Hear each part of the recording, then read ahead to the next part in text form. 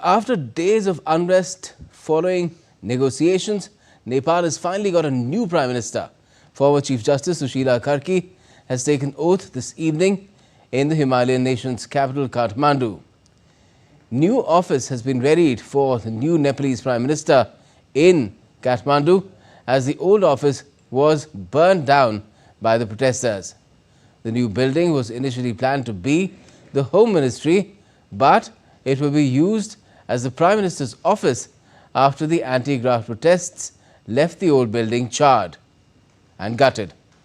Sushila Karki is replacing KP Sharma Oli following the Gen Z protests, which have brutally taken a toll.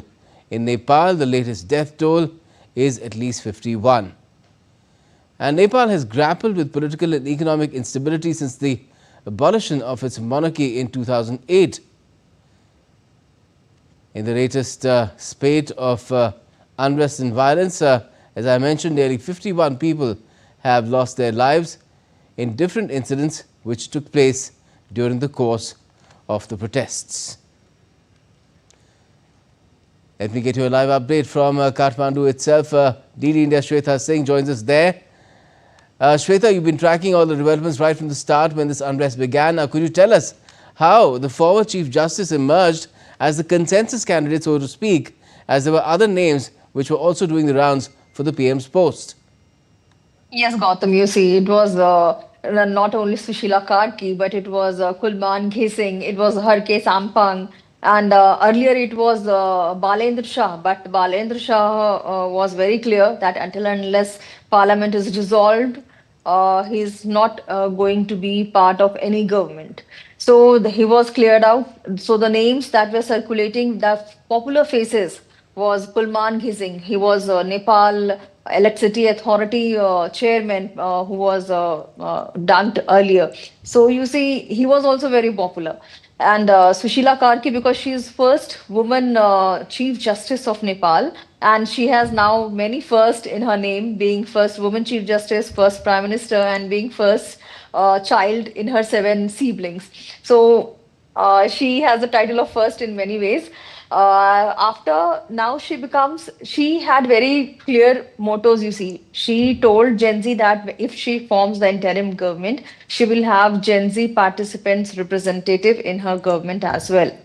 And as her another condition was that parliament must be dissolved. So expecting Rashtrapati Patel may dissolve HOR soon, and then she will move forward with a new government, new members, new faces. All right. So one can then expect that normalcy will be completely back in Nepal and all parts of that Himalayan kingdom. What can we really expect to happen in the next few days and weeks? Gautam, you see, because this is interim government who will be taking care immediately about whatever mess have been created in Nepal. And after 6 months, elections have to be held. And then another group of fresh faces will be fighting the elections to become representative of Gen Z, becoming new Prime Minister of Nepal. So at present, this government will have a lot many significant responsibilities to cater to Gen Z demands. Because as you see, Sushila Karki have assured Gen Z that their representative will be part of the government.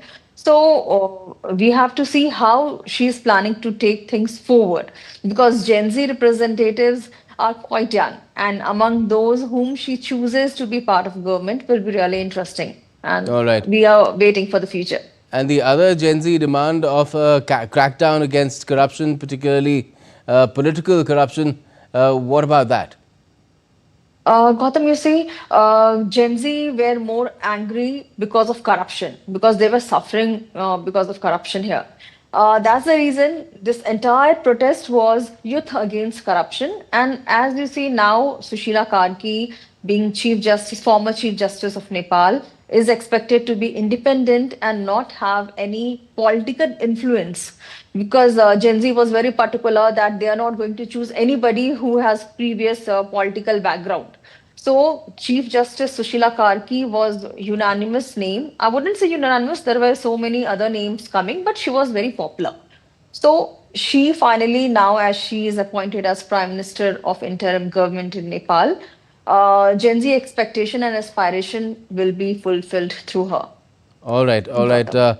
Sweta, let's leave it at the moment, and we will, of course, keep taking updates from you later on as well through the coming days as to what fate really holds for Nepal after this well, cataclysmic change really that's unfolding there. Thanks a lot for joining us for the moment.